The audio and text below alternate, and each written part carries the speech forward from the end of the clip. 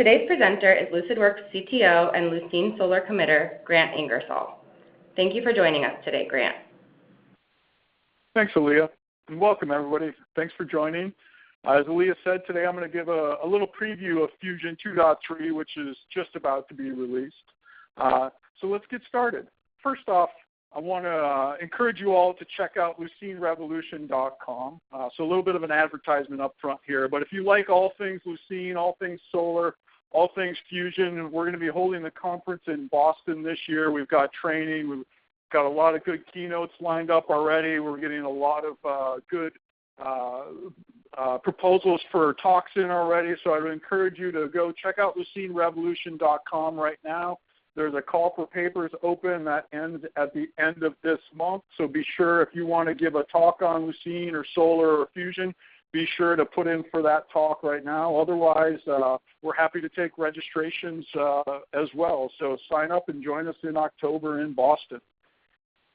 With that, let's get started. Fusion 2.3, if you're not familiar with Fusion, what I thought I would do is do a little bit of an introduction on how we at Lucidworks think about search and what Fusion looks like from a general architecture and feature perspective, and then we'll get into what's happening in 2.3. There's a lot of really exciting and interesting things coming in 2.3, as well as some of our planned, some of our next releases as well, which I'll touch on just a little bit on the end. So be sure to stay to the end. Sprinkled throughout all of this, I've got a couple of demos of what I think are some interesting things that showcase what's happening in 2.3.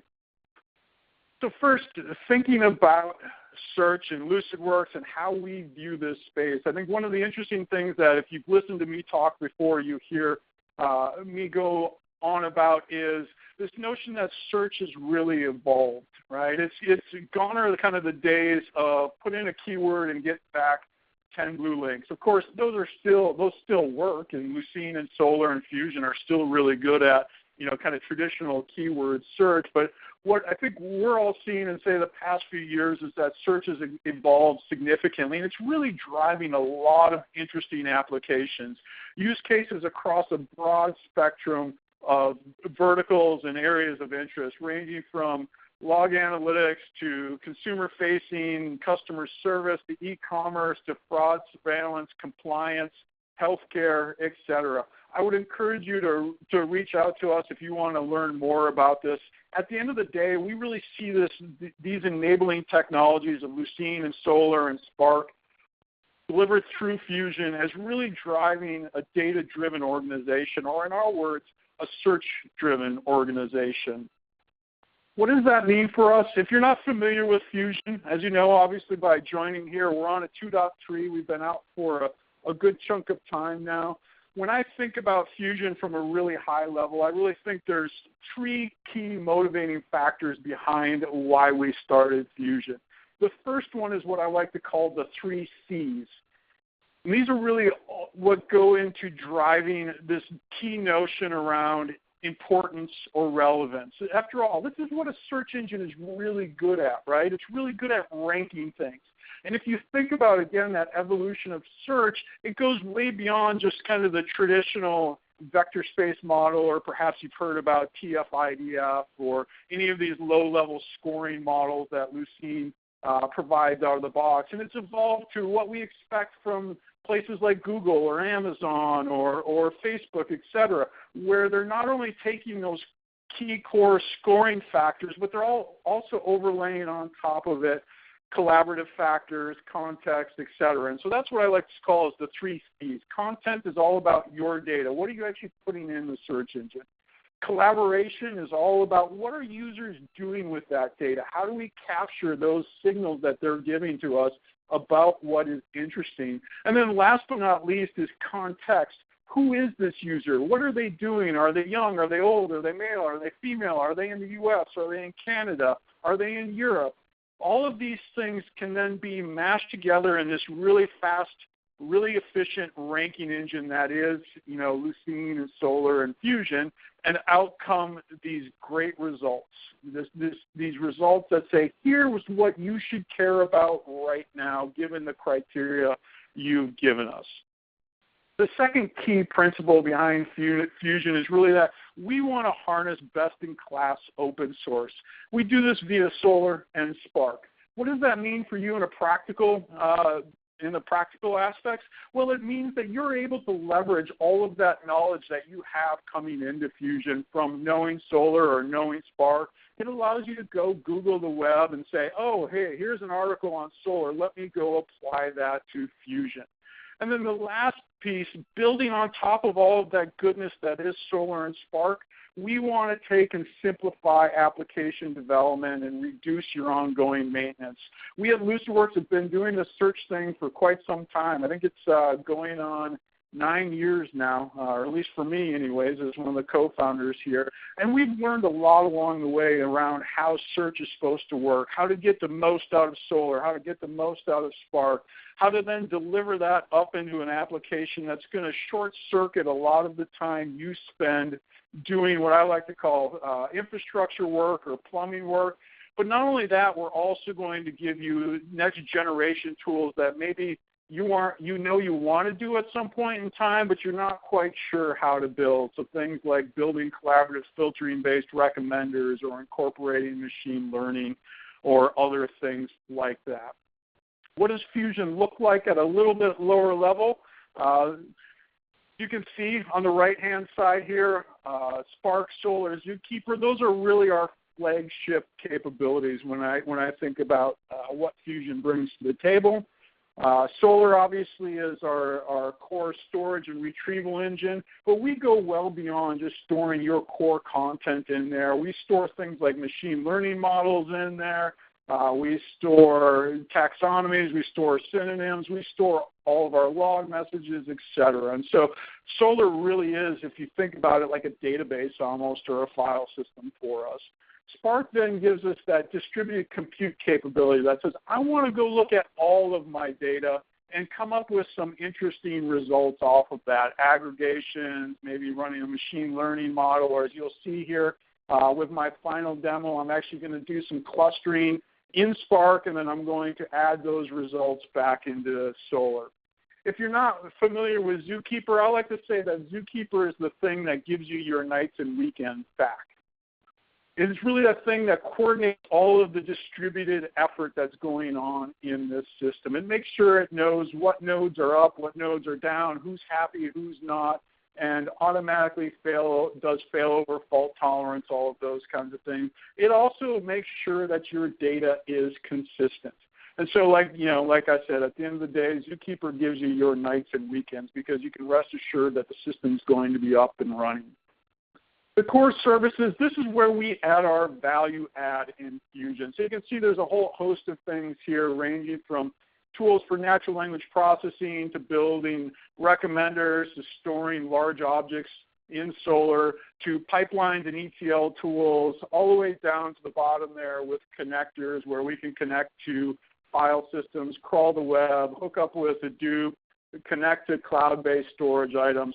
And then we put all of that behind a set of REST APIs. We make sure all of this stuff scales in a very familiar way, leveraging Zookeeper and Solr capabilities.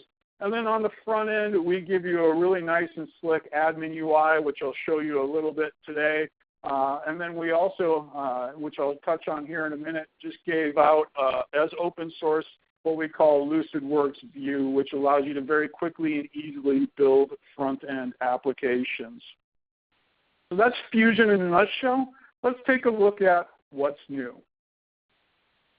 If you want to learn more about any of this, you can obviously go to the URL there, but digging in a little bit, I want to talk about some general improvements. As with any release, there's always all of the usual bug fixes and kind of minor features, if you will. So I'll cover some of those here in the general improvements section, and then I want to get into the 3 key things that I think 2.3 delivers to interested people here. So the first one of that is this notion of better tools for previewing your data as it's coming in and then making decisions about how you want to treat that data and then going off and actually indexing that content. Second is we've added some really interesting capabilities to make time series indexing a lot simpler. What do I mean by time series indexing? Well, things like logs or tweets or transactions. Last but not least, we've got a whole host of new goodies around Spark. I'm going to finish this talk with some demos of some pretty cool things there as well. So let's jump right in. General improvements, a whole host of things ranging from performance updates to new versions. We're shipping Solr 5.4.1. We've got some upgrades to Tika, and we've got some upgrades to Spark. We've added a bunch of new capabilities around security, probably the highlight there being SAML-based security support. So this allows you to use what is a de facto standard for security, SAML, to allow you to say, here's how I want to do authentication, authorization, et cetera, and then just drop that in, and that should work with a large variety of systems out there. On the connector front, I mentioned earlier that, one of the things we do in Fusion is deliver a lot of connectors. I think we're upwards of 60 different connectors at this point in time. We've added a number of capabilities out there. Some are geared towards making using the connectors easier. Some are adding features and functionality like the last one there, which gives you a lot more fine-grained control over crawling GitHub. We've also added some security support in there into some of these connectors as well. So deeper Kerberos authentication support, for instance, for HDFS and Windows Share connectors. So if you have Kerberos, then there's more capabilities available to you there. So those are some of the highlights of the general improvements. I also know, like I said, there's a whole host of bug fixes underneath as well. So let's jump in then to the three kind of key things that I see in 2.3.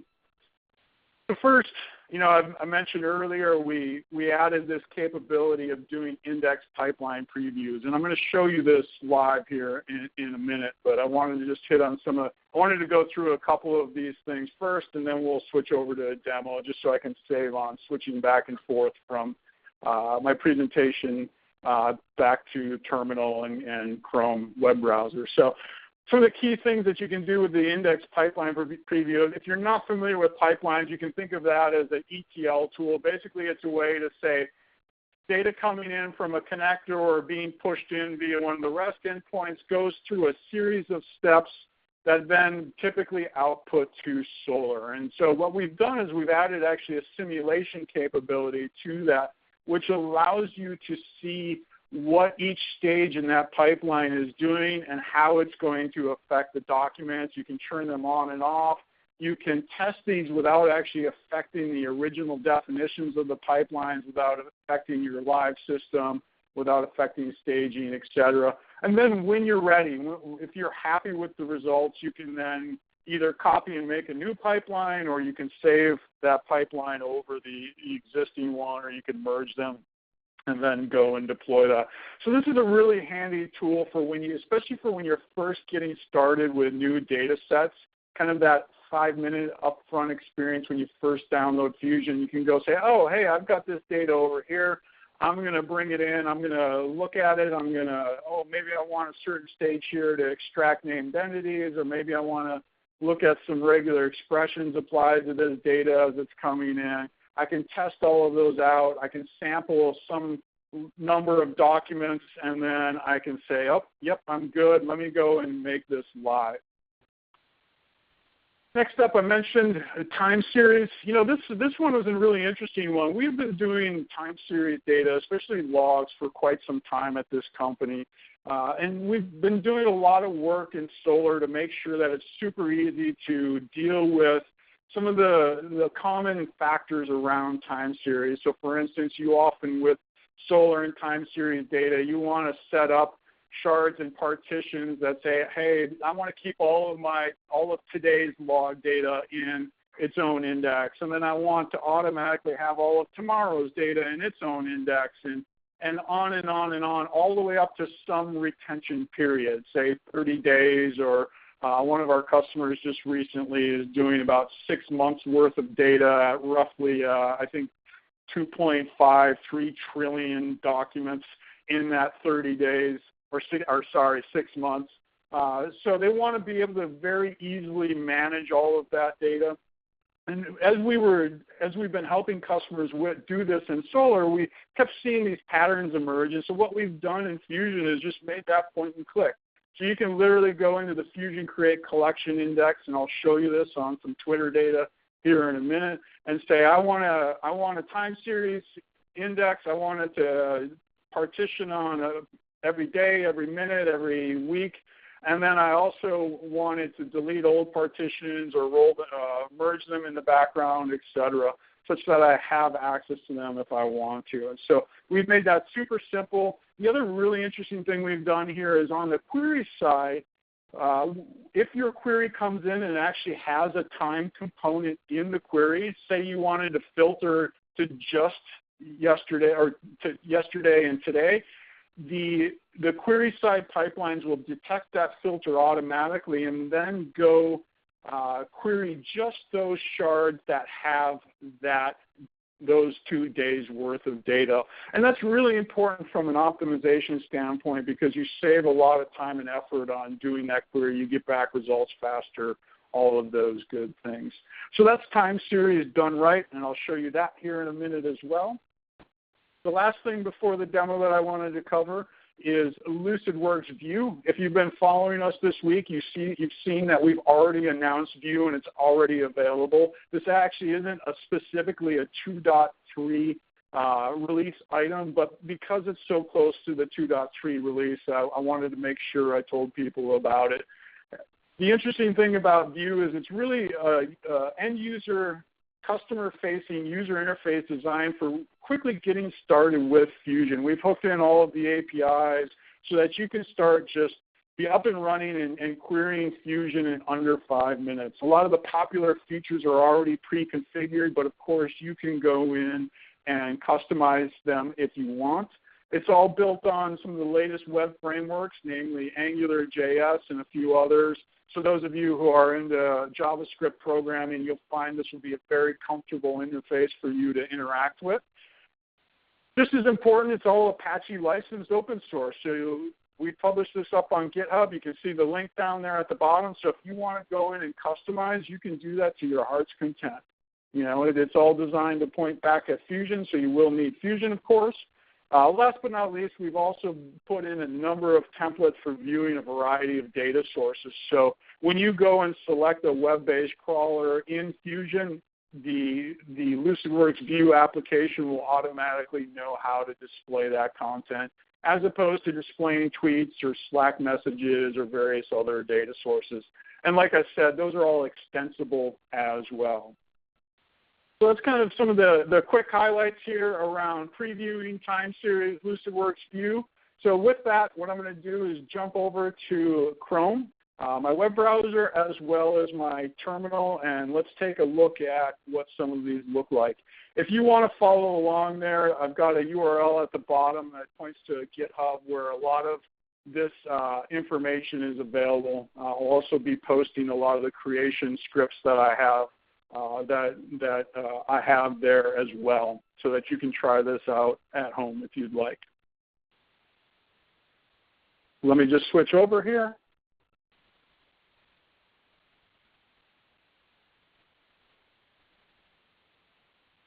So this is the Lucidworks Fusion admin UI. What I'm going to do is come in here, and this is a live demo, so assuming everything goes well, we should be happy here.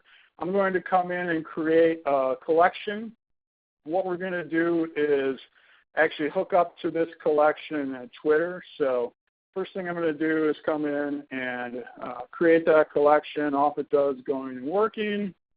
I'm going to come in here. I'm going to choose my data sources. I'm only going to hit add. And what I would normally do is come in and do a social Twitter data source. But because I've got credentials here, I'm going to actually just pop over to my REST API tool called Postman, and I'm going to hit our REST endpoint to actually create this data source behind the scenes. So this is what I referred to. I will be posting up in that GitHub link. This just saves me some time from having to type in things like my access token and my consumer key and all of those things. So I'm going to hit send there. You can see down at the bottom here, I went and created the data source. I'm also going to go ahead and update my pipeline with a few things because unfortunately, this is Twitter live data, and, people out there sometimes aren't the nicest of people. So I've put in place a few filters in my pipeline to filter out any garbage that one might see. Let me pop back over to my Fusion UI here. And so now you can see, for instance, that I've got a Twitter data source defined. I'm going to go back to my home here, and you'll see right down here is that simulator that I've talked about earlier. So let's start off. Hey, I just want to see what's in this data, and I want to start modeling some things. So let me choose my data source, and then I'm going to hit the next button. We're going to go and hit that data source and start sampling, in this case, 10 documents. And now we're on the pipeline stage aspect of the simulator. So what I can do here is I can either load a pipeline. In my case, I'm going to do that by selecting the Twitter default pipeline and hit load. But you notice here I can also add new stages as well. So here you can see I've got two pipeline stages already defined. One is a Solr indexer, and the other is what I'm calling the George Carlin stage. If you're familiar with George Carlin, I think he had the 7 words you can't say on TV. That's essentially what that stage is doing, is I'm going through and actually looking for swear words, etc., and replacing them with garbage so they don't show up on the screen. That's one of the cool things you can do with Fusion and pipelines is, again, that data is all flowing in from Twitter into these stages and then out to be indexed. So over on the right here, you can see I've got a set of simulated results. I've got 10 documents. You can see, okay, well, these aren't all that interesting right off the bat. I've got some notion of an ID. Presumably that's my Twitter ID. If I drill in, though, you can see that for this very first document, it has actually the Twitter data source has created 41 different fields. And if we look at this in particular, if you're familiar, the key one here is the tweet field. And wow, look at that. I'm a hockey fan, and the very first one was a hockey tweet. So I'm really happy right now. That's just pure coincidence. So we'll probably use that one here in a minute.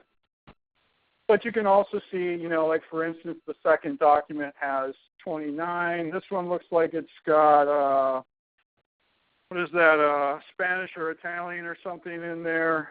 We could probably look at the language and see what that is. But so maybe I'm not so interested in that one, or maybe I want to look at different aspects of that particular tweet. Let me close that one back up. And you can see on down the line, I've got a variety of other documents. This one has 34 fields. This one has 28, 32, etc. So let's go back and actually pick this first document. And let's say I wanted to add a new stage that just applied a regular expression to the tweet text and then added a field whenever it saw that. So that's really easy to do. I'm going to click Add New Stage here. And I'm going to go down, and you can see right here I've got the regular expression extractor. You'll notice we ship with a number of stages out of the box in Fusion, ranging from leveraging Tika to extract content out of PDFs all the way through to the ability to send email, do sentence detection, do named entity extraction, language detection, and finally, last but not least, you can also write your own JavaScript stage. As you saw earlier, that's one of the things we've really improved in 2.3 is the performance of those. You can also, of course, add in your own Java-based stage there if you want to. But let's jump in and do this regular expression extractor. What I'm going to do here is I'm going to choose to add a regular expression rule. Those work by taking in one or more source fields. So in this particular case, I'm going to choose tweet. And so now it should look at that tweet field. And then I'm going to add a hockey field. And I'm going to, let's just put in something really simple here, like the word luck, because I know, for instance, the word luck is here. So if I really wanted, I could make this hockey and luck. I'm going to hit save.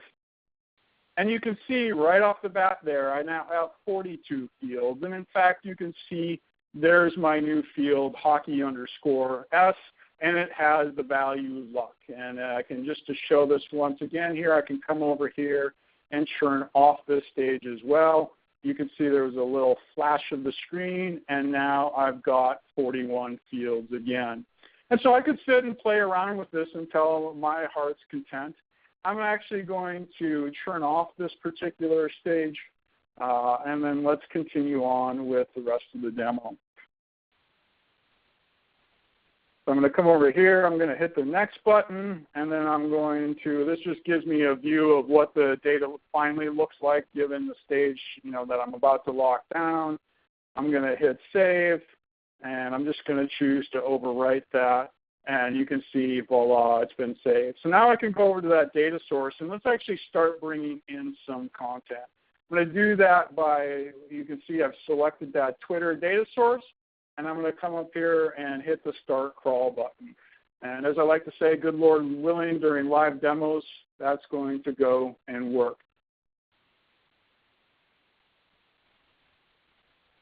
So while that's happening, I'm going to give this some time to build up documents. But you can see already very quickly I've got something like 400 and some documents going in, and that will continue to go throughout here. In fact, I need to remind myself to stop this at some point because I don't want to have too many of these just for the sake of speed on my laptop. So now that that's going, let's actually switch gears and take a look at Lucidworks View. So if you remember, Lucidworks View is our out-of-the-box UI. It actually ships as a tarball, or you can go and clone it out of GitHub. I'm going to show you my terminal here. Hopefully you all can see that I just did a listing of the directory I'm in. And you can see in there I've got this config file, which I'll show you in a minute, and then I've got this Lucidworks View built for OS X, which is what I'm on at the moment. So let me just unpack that. And this literally is the download out-of-the-box experience here. I've got to unpack that. My machine is thinking quite a bit. And now you can see I've got a Lucidworks View directory. Within that directory, you can see there's things like our source files and information for Node and NPM and all of the JavaScript goodness that goes into building this stuff. So out of the box, this should just work. Before we do that, there is one key thing that you have to do when starting Lucidworks View, and that is build a config file. That config file tells you where Fusion is, what collections within Fusion you want to connect to, and what you want to do with that data, what pipelines you want to talk to, whether you want autocomplete on or highlighting or other things. So you can see within the Lucidworks View here there is a sample one already in the directory, but I've kept one out here at the top that I've pre-edited. So in good cookie show fashion, let's just take a look at what is in that.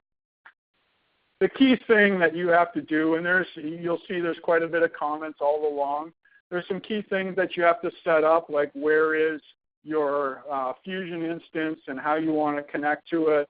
But really at the end of the day, the most important things you need to do is say what collection do I want to connect to, and then how do I want to connect to that, either via what are called query profiles or query pipelines. On down from there, there's a lot of tools and capabilities around how you display documents, what labels to put on fields as they're displayed, what to do with landing pages, how to do sorting, type ahead, all of that kind of stuff. So I'm just simply going to copy this into my Lucidworks View directory, and then I'm going to go in there. And once again, I'll show you the listing. The key item in this directory is this view.sh, and as you might guess, this is what allows me to start View, and I do that by just simply typing in the command with the start command. And off it goes, doing a bunch of things in Node at the low level, reading in my Fusion config file, and then it just automatically creates this view. So right off the bat, I now have working search, and you can see we've got a variety of results. I can do things like page through the data. I can do queries up here at the top. And if I switch back to my Fusion applications, one of the things this can do is it's all hooked into our Fusion query pipelines. So let me just show you what happens there. I'm going to go to my query pipelines. I'm going to choose my Twitter default query pipeline, which you can see has 3 stages in it. One is for searching, one is for faceting, and one is for querying. I'm going to choose facet, and then I am going to add user lang facet. I'm going to hit save, and now I'm going to switch back to Lucidworks View. And voila, I now have facets over on the left-hand side here. And I can do, I can add other types of facets, pivots, range queries, etc. And moreover, if you want to do something different, you can add those in as well. So that's a quick tour of Lucidworks View. I'll again encourage you to go check that out on our website. So the last thing I talked about in this first part of the session was time series. So let's go take a quick look at what that looks like. Before we do that, I want to just check on my data source and see how much content I've got in there for my last part of this demo. 13,000 some documents, that looks pretty good. So I'm going to hit stop on that and let those flush out into my index. I'm going to come back here, go back up to my collection, and now I'm going to show you how easy it is to build a time series-based collection as well. I simply hit collection. This time, though, I'm going to choose the advanced button, and I'm going to name it Twitter Time Series because we like to be obvious with our choices here. You'll see beyond just time series, there's actually a lot of cool things you can do when creating a collection. For instance, in Fusion, you can sync in with a variety of different Solr clusters. You can choose how you want to lay those out, what replication factors, shards, etc. All of this stuff is really designed to make it easier for you to manage Solr. Back to our question at hand, though, how do I do time series stuff? Well, I hit the enable button, and then I'm going to just make a couple of different choices here. First off, I don't want my system, because this is my laptop, to fill up. So I'm going to check the box that says delete expired partitions. And then I'm going to tell Solr, or tell Fusion, what timestamp field the time series partition should look at. We defaulted to timestamp, but in the case of Twitter, it's actually different. With Twitter, the data coming in has a timestamp that's in the created at field. And if we looked at that in the preview in the pipeline simulator, you would have seen we would have seen that there as well. Now, unless you all want to hang out for another day or two on this phone line, I'm not going to do a one-day partition because that wouldn't be all that interesting. I'm actually going to set this to be 1 minute. And then I'm also going to say that I only want 10 active partitions. And you can put in a variety of different numbers there depending on what your retention policies are.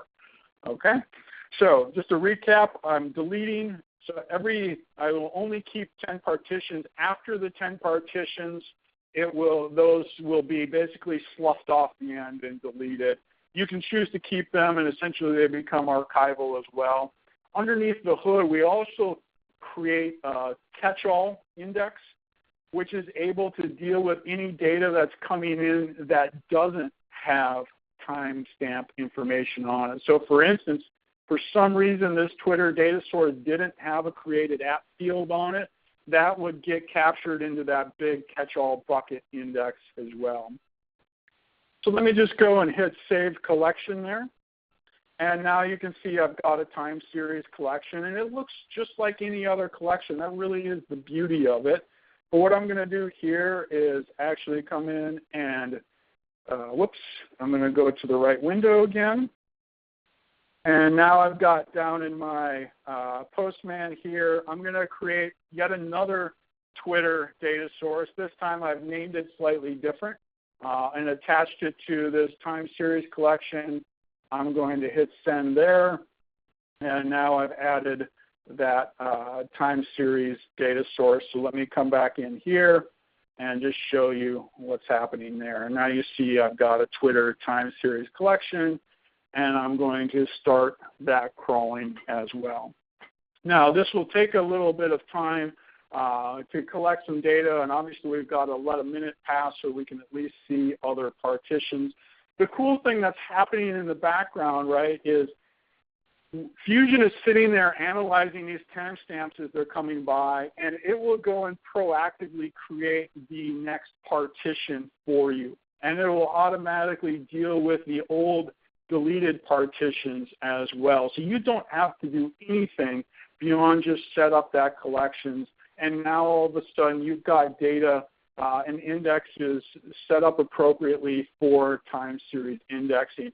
And the best part of all of this is at the end of the day, the pipelines, you're still just talking to the Twitter time series pipeline. You don't have to go query individual shards if you don't want to.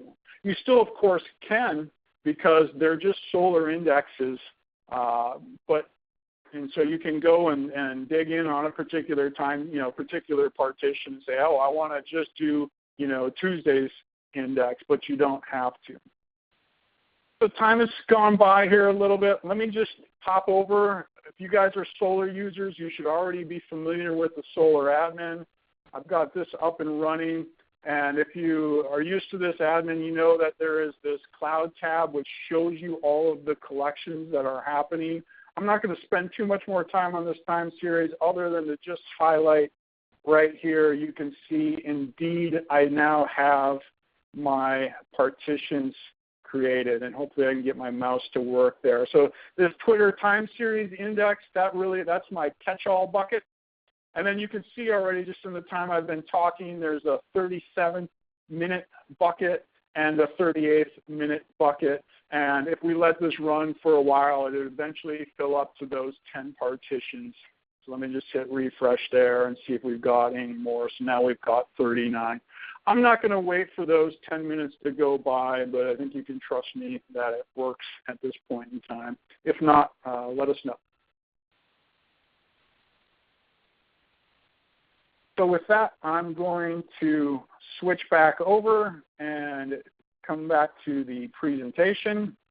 Again, if you have any questions, be sure to pop those into the questions window, and we will get them. I've got some time set aside at the end for questions.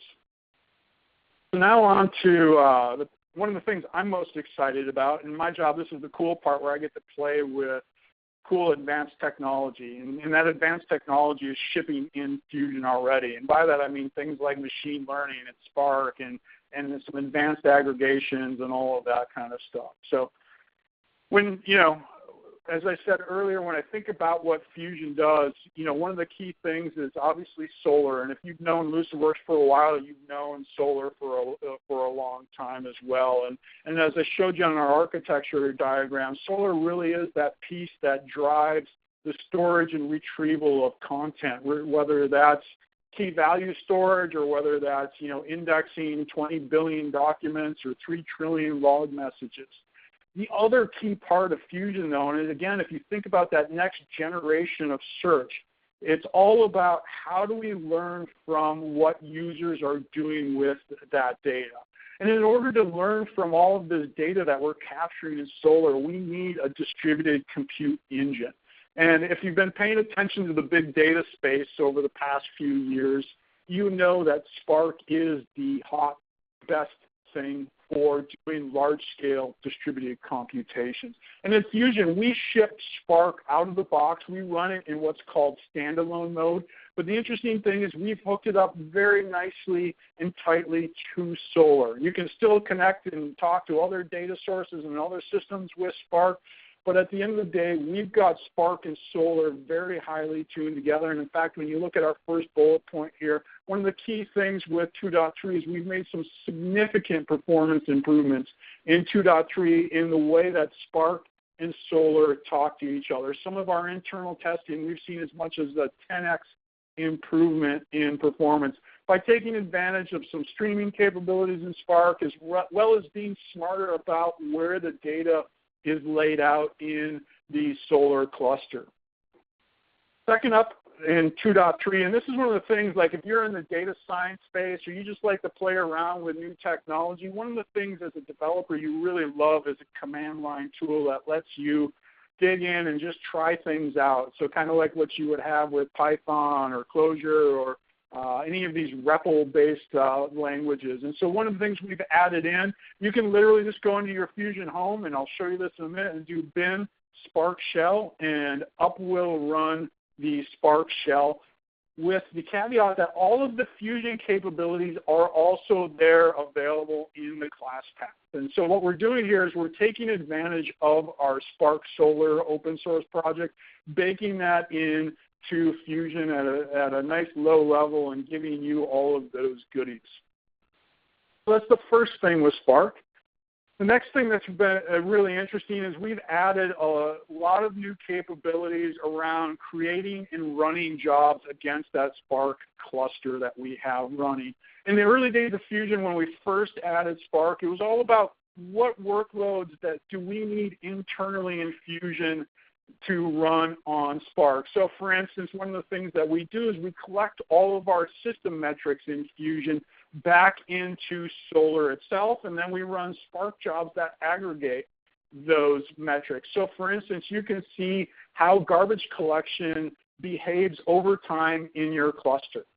Well, we've always known that we wanted to expose those capabilities to our customers, and that's really one of the key things that 2.3 brings to the table, is it lets you run a variety of different Spark job types. Aggregations, which is one of our bread and butter things, are of course still there, but we've added a number of other ones along the lines of you can provide us with scripts, written in Scala, and we'll execute those, obviously using our security model to lock down access and control to those. We've got things like Mahout's alternating least squares, item similarity capabilities. That's a real mouthful, but what it means is basically you can use Mahout to go build a co-occurrence recommendation engine. So people who bought this, bought that. That's literally click a button. The cool thing there, again, is all of those results flow back into Solr, and then you can go query them via our query pipelines. It significantly simplifies how data moves through a system. Last but not least, and I'll touch on this in a minute, we've got a number of quality search engine metric capabilities that you can now calculate. On down the chain here, the last bullet I think is really, the second to last bullet is really interesting. As I alluded to, you can create and run your own Spark jobs. And so you can also then leverage best-in-class libraries. We ship with MLlib. We've got Mahout in there. If you want to use something like deep learning for Java or some other toolkit out there that runs in Spark, you now have that ability to run that job on our Spark cluster against the data that is stored in Solr and or in other places, depending on how you want to connect.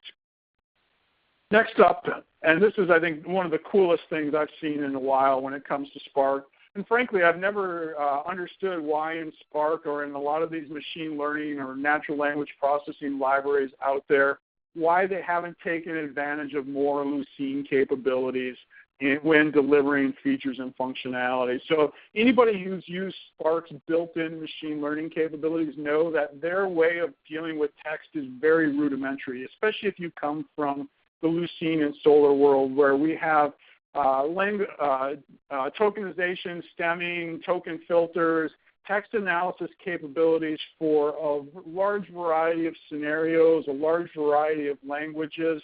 And so it really just, Lucene just blows out the door these raw capabilities that are shipping with Spark, which essentially amount to, in Spark ML, white space tokenization.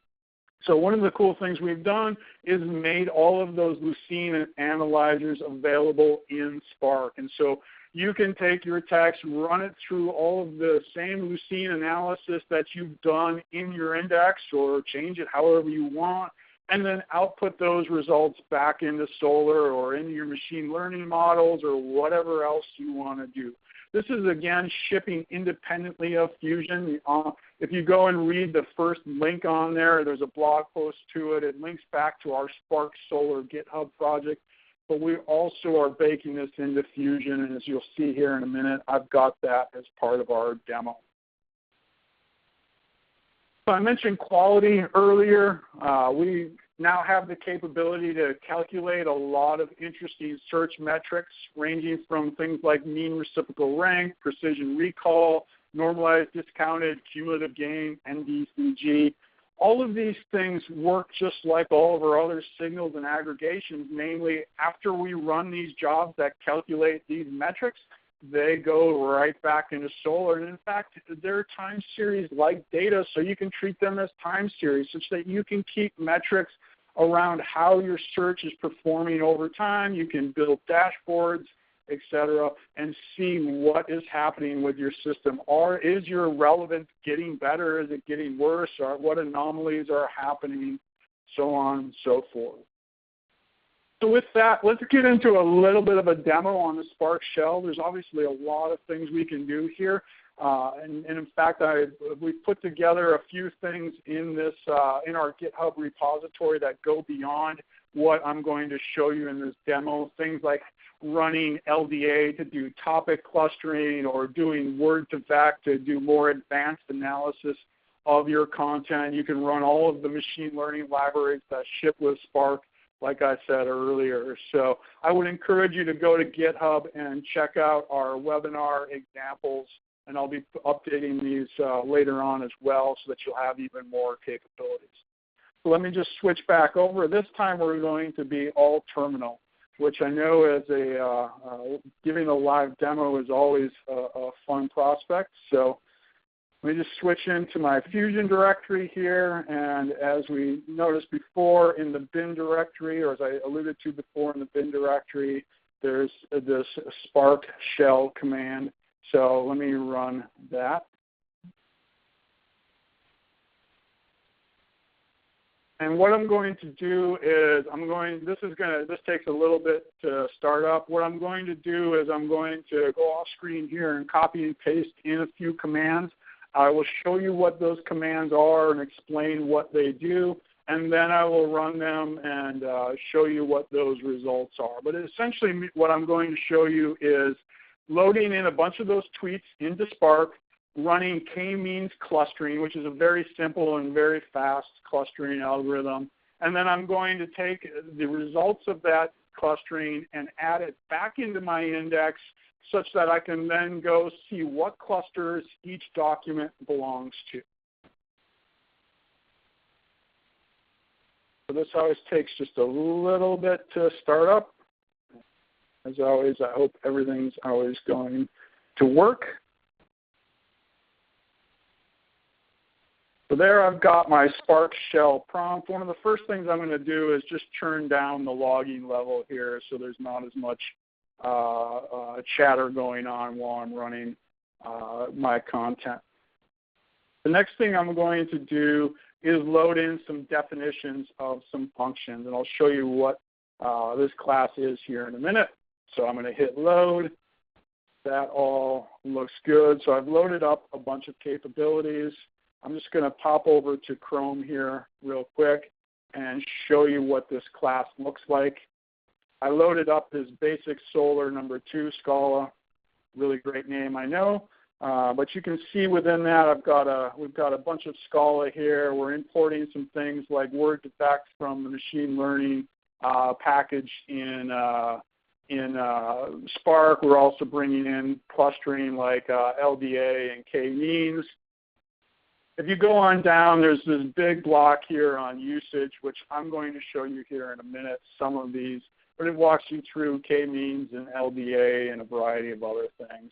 And then you can see there's a whole bunch of functions. If you don't know Scala, like me, I just barely know Scala. I'm in the process of learning it. You can dig in, and these are some good examples doing some things you're probably used to doing in Java with Lucene and Solr already. So I would encourage you to go check out that link, and I'll post this again later. Let me go back to my shell. And now what I'm going to do is paste in a whole block of code that is essentially what I just showed you in that comment. And again, this has all of Fusion available to it as well. I'm going to hit the paste mode. I'm going to enter into paste mode, and then I'm going to paste in that my code base. So you can probably guess what some of these do, but let me walk through them real quick. These first two lines, I'm just making available the functions that I have in that basic Solr 2 class, and then the very first thing after that is I'm just going to load up some tweets. All this is going to do is go use the Spark Solr integration, go hit Solr, go hit my Twitter collection, and load those tweets in. And if you want, you can pass in other collections. Then I'm going to cache those locally in Spark. This is just doing this so that we can save some round trips to Solr. It'll be a lot faster for the purposes of the demo. Moving down the chain here, if you're familiar with Lucene's text analysis or Solr schema capabilities, these should look somewhat familiar to you. We've built what we call the Lucene text analyzer. This actually will load up something that looks like your schema. It actually takes in a JSON model as opposed to the schema.xml in Solr. But within that JSON model, it has all of your things like your tokenizer, your filters, so on and so forth. And then I'm going to go through and do some vectorization of that data. So I'm actually going to create some vectors in Spark. And I'll show you what one of those looks like here, or at least part of what one looks like. And then we're going to go build a k-means model, and then I will show you what that k-means model results in. So with that, let me hit the go button, and hopefully everything is working. So this takes a little bit of time to run because it's loading up and interpreting all of the content, as well as processing all of this data. So you can see it's starting to think here.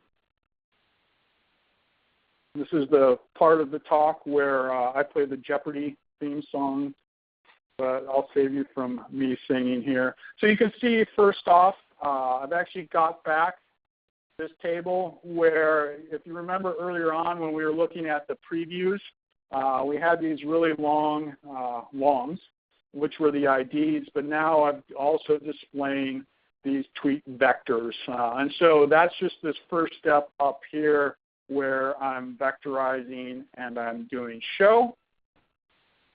And then if I scroll down, now I'm going to see this second k-means piece where I'm actually taking and grouping by the cluster ID, and then I'm showing you the counts of how many documents are in each of those clusters. So I'm doing k-means. If you're familiar with k-means, the k in k-means means how many clusters do you want. This is one of the good and bad things about k-means is you have to declare up front. In my particular case, I said I want 10 clusters.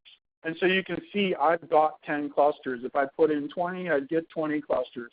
So you can see this very first cluster has 10,000 some items, 55 on down the chain. And, you know, if you're familiar with this kind of stuff, you know right off the bat that k-means clustering takes some tuning to get right. But, you know, for the purposes of this demo, you can see I've actually got, you know, I've got results. Not everything is all in one bucket, so that's a good sign. We didn't get any errors. And so for the purposes here, I'm happy. Except for I want to do one last thing. And this is, I want to close the loop. I want to make this a round trip. We've got all of this data in Solr. We get all of this clustering over here in Spark. Let's close that loop and bring that data back into Solr. And I'm going to do that by simply using, the Spark Solr save capability. So one of the things you can do, just like you can read from Solr in Spark, you can also write to Solr in Spark. And so all of this line does is take those tweets with the centroids. Again, if you're not familiar with clustering, a centroid, that's the middle part of it, the middle point of the cluster. I'm going to write that out using the Solr format. I'm going to give it a little bit of connection information, which collection I want to talk to, and what batch size I want to use so that I can be more efficient. And then I'm going to hit save. And off this goes. It's now updating all of those documents in Solr. So this is pretty cool. It always takes a little bit of time, but voila, it's done. Just to show you that, I'm going to go back into my Fusion window here. I'm going to hit Home. I'm going to just make sure all of that data is persisted by committing there. And then I'm going to go to my query pipeline. Let me switch back to my Twitter one. Sorry about that. Let me just commit here as well. I'm going to go to my query pipeline. I'm going to choose my Twitter default. And this time, I'm going to add a facet for k-means cluster I. I'm going to hit Save. And I'm going to come back to my Lucidworks View. And now you can see those exact same results that I showed in the terminal are now a facet in my search results. So I could click on this and see what any of these individual clusters have in them. And that is the demo. I know we're running up against the hour here, and I do want some time for questions. So let me just get through these last two slides so that you have the final takeaways. Looking ahead, some really cool things planned for our next few releases. I've kind of lunged them all together here. Next release will be mid-July. Java 8 will be the minimum JDK there. We will also likely be supporting some version of Solr 6. If you're not familiar, Solr 6 was just released. A lot of really cool things in there. I'd encourage you to go check out the Lucidworks website where Cassandra Target gave a webinar on what's in Solr 6. We've got some, just like we've done index pipeline preview and building, we're going to do the same thing on the query side. We've got a bunch of machine learning capabilities coming in. Longer term, we're also going to be baking in, what I'm really excited about is some experiment management capability that really allow you to do large-scale experimentation, multi-arm bandits, apply that all to your data as it's coming in. So at the end of the day, you will be able to deploy next-generation search against your application. We're also working on a number of tools to make it easier for you to move from developer to QA to staging to production. So with that, I think we've got time for a couple of questions if people don't mind staying a little bit after the hour. Fusion 2.3 will be available the week of April 25th. If you want to learn more, there's some links on there. If you want to go get View, I would encourage you to try that out now. If you can't wait to get Fusion 2.2 is also out now and has a lot of goodness in it as well. With that, I'm going to pause and let Aaliyah jump in here, and she's going to read out your questions, and I will do my best to answer them. And if like she said at the beginning, if we don't get to your question, we will follow up with you later. Other than that, I thank you for your time. Thanks, Grant. So we will go through a few of the questions. We still have some more coming in, so we will reach out offline for the ones we don't get to. So the first question is View bundled with Fusion 2.3? So View, as I mentioned earlier, View is actually separately downloadable. It's available right now. It works with Fusion 2.2. And it should, I haven't personally tested, but I'm assuming it will work with Fusion 2.1 and earlier versions of Fusion as well. So that's something we just encourage people to go get independently. Some people are building their own front-end technology, so if they want to try out their application, they may or may not want View, and that's why we're shipping it independently. And we also are managing it on a separate release cycle because in our minds we think about it as a separate product that you can take and enhance Fusion with. Thank you.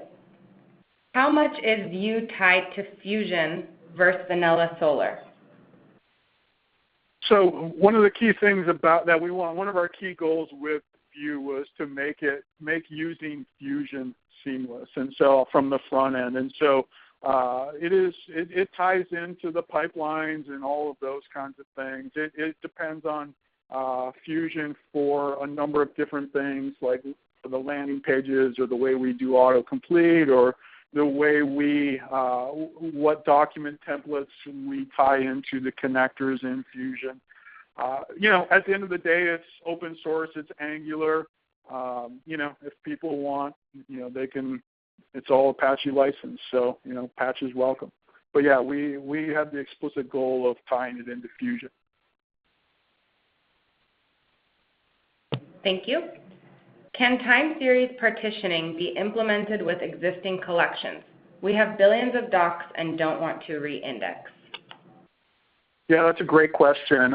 So the way the time series stuff is done is it is a feature that you turn on, just like you can turn on signals for a particular collection, or you can turn on logging of all your user queries as a feature on a collection. Time series is that same type of feature. So once you create a collection, you can then go, I believe, and I'll have to double check this and I'll make sure that we document this, but as my understanding of it is, as of right now, is you can add it on to a collection. The caveat, though, is that it only applies then going forward, right? It's not going to go back and repartition all of your content. And I'm sure the questioner would be happy to hear that, because they don't want to go do reindex all of those billion documents. So that would be going forward from there. That's a great question, too, of, you know, something we can help customers with as they're starting to deploy and leverage that capability. We're certainly here to help people understand what to do with existing collections. Thank you. Does Fusion 2.3 work with Solr 6? That's a great question as well. Because Fusion 2.3 timelines have kind of dovetailed right with Solr 6, we haven't explicitly tested it with it. That being said, you know, since we do a lot of the work on Solr, we try to make sure that, you know, the protocols in Solr are forward compatible. That's not always the case. So even if we can communicate with Solr, there might be semantic changes that we have in Solr 6 or in a newer version of Solr. So even though we probably can connect to it, there's probably features and functionality that we just weren't aware of as we were building it out. So I would say it's the, you know, typical buyer beware there. We certify against, you know, specific versions of Solr and backwards. I think we're somewhere between Solr 4, 4.4 or 4.8 all the way up to, in this particular release, we do 5.4.1. I would also expect that we work with Solr 5.5. I personally haven't tested, and I don't think our team has done a full certification against Solr 6 just yet. But as I mentioned in the next release, we will likely have Solr 6. It'll probably be Solr 6.1 by that point in time, depending on how the open source community, what the schedule is there. Thank you. So this will be our last question that we have time for live. What changed in Fusion 2.3 to make JavaScript stages faster? Yeah, that's a great question. We had some low-level functionality. I won't get into the weeds too much, but some of the ways we were evaluating the script using, you know, so if people are familiar with the JavaScript stage, what we're doing is actually leveraging Java's built-in scripting capabilities.